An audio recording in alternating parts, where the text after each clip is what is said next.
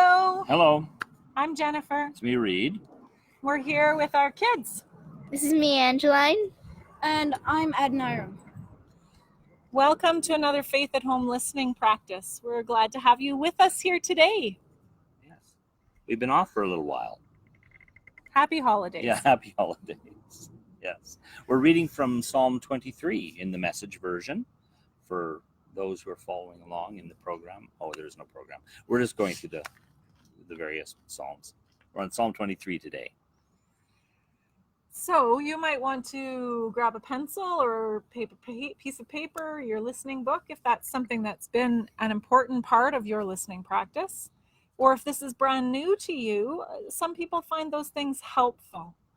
And we're going to listen as the psalm is read for us, and we pay attention for a word or a phrase or an idea that stands out to us. Yeah. You can read it first. God, my shepherd, I don't need a thing. You have bedded me down in lush meadows. You find me quiet pools to drink it from. True to your word, you let me catch my breath and send me in the right direction.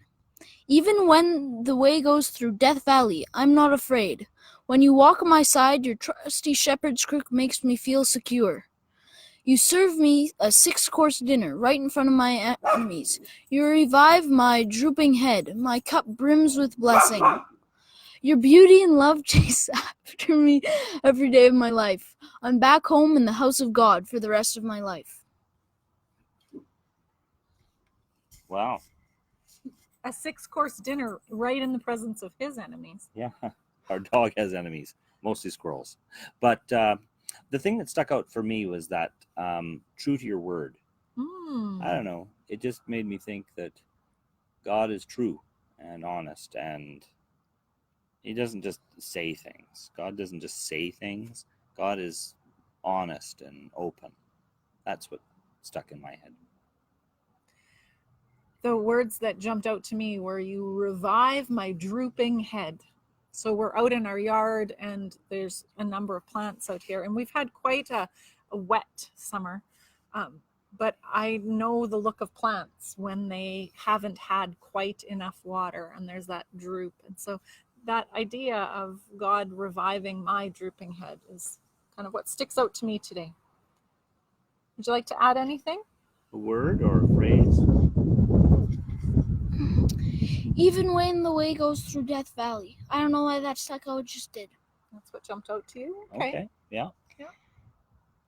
Your beauty and love chase after me every day of my life. That just sticks out to me. I'm not too sure why, but That's okay. it just reminds me of God. Thank you for sharing.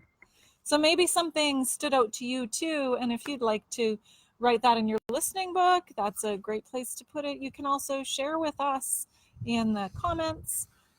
We'd love to hear. Mm-hmm. So as is part of this practice of listening, we listen a second time. And this time we listen for an invitation, something that the Divine Family or the life-giving Spirit call us toward. Yeah. Will you read for us, Angeline? God, my shepherd, I do not need a thing. You have bedded me down in lush meadows. You find me quiet pools to drink from. True to your word, you let me catch my breath and send me in the right direction. Even when the way goes through Death Valley, I'm not afraid.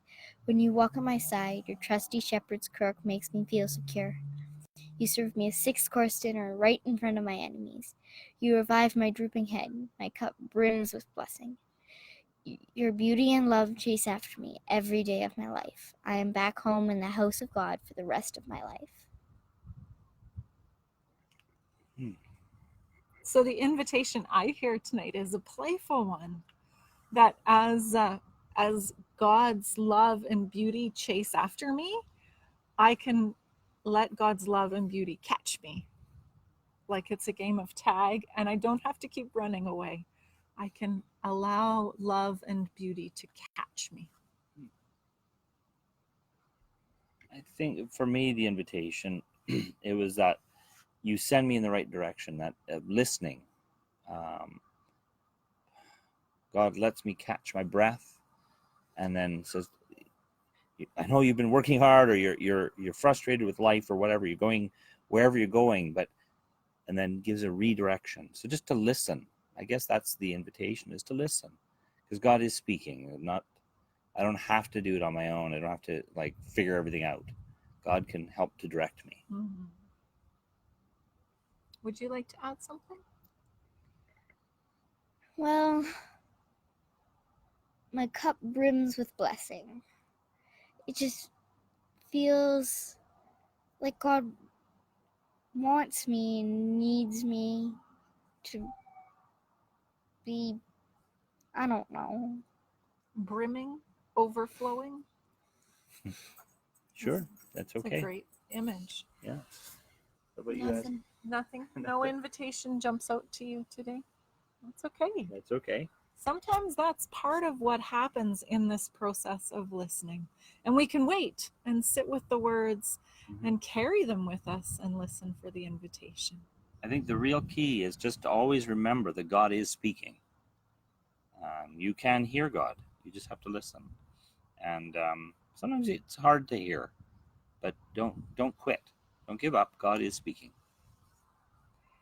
So we thank you for being with us here today. With our whole family, even the dog. Hooray! Thanks for being part of this listening practice. We'll see and hear from you Yes. again soon. Bye-bye. Bye-bye. Bye.